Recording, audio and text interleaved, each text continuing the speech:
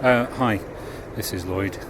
I've just run a session at the D&D Vaults Festival or Open Space on let's stop romanticising depression and marginalising other mental illnesses.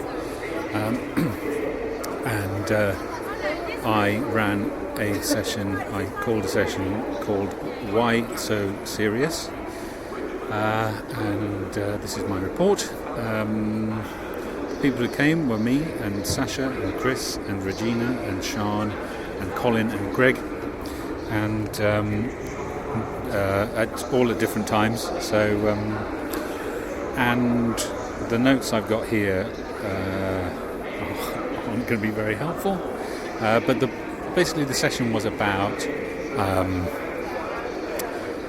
taking oneself too seriously, slipping into seriousness, treating seriousness as a kind of addictive force. It's very close to depression. That once you're in it, it's very difficult to get out of it.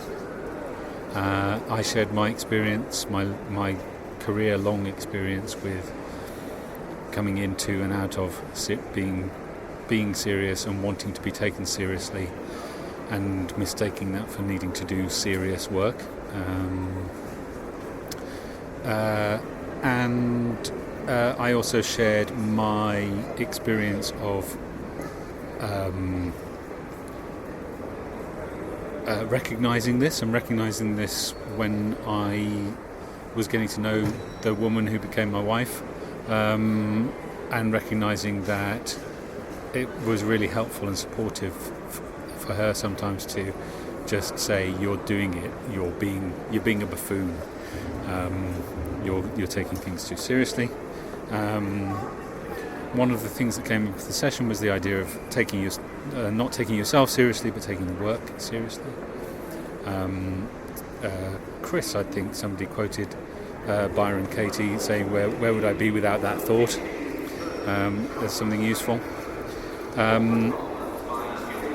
There is something about being visible, the difficulty of being visible, and that seriousness is not necessarily visible, or that most mental differences are not visible, and even when they are visible, sometimes one has to draw attention to the fact that they're there. We want to be taken seriously, but it's not to be taken too seriously. And we want it to be noticed but not indulged. I wrote down the line that I think is nice about this, which came to me, which is that nobody got me out from under the duvet by taking me seriously.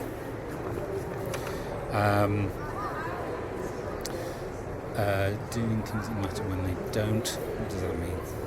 Don't know. You can see that this report is getting less and less serious as we go on, and I felt my seriousness lifting and myself lightening a lot. Regina brought us back to the idea of the expectations of others, that if we look for fulfillment in the expectations of others, then that is one of the things that can lead to seriousness. I'm feeling very much the need for a different way to describe it, because I'm sick and tired of hearing myself say serious.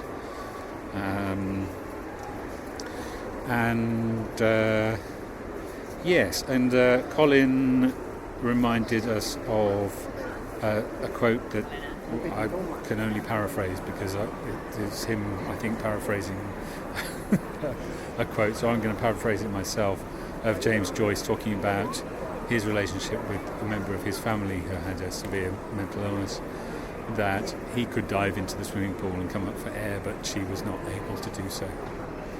And then we talked a little bit about the relationship with funders, and the problems of those, expectations of others are difficult when those others are our friends, family, and perhaps audiences, but but there's also something important about the documentation stuff and the stuff that funders require for us to show that we've done some work can end up being a kind of sink for people who are susceptible to falling into seriousness.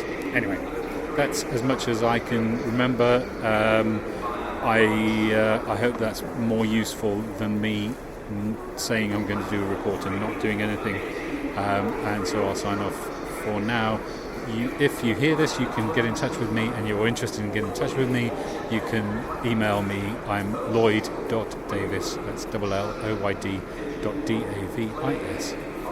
@gmail.com. Thank you very much for your attention. And I mean that quite seriously.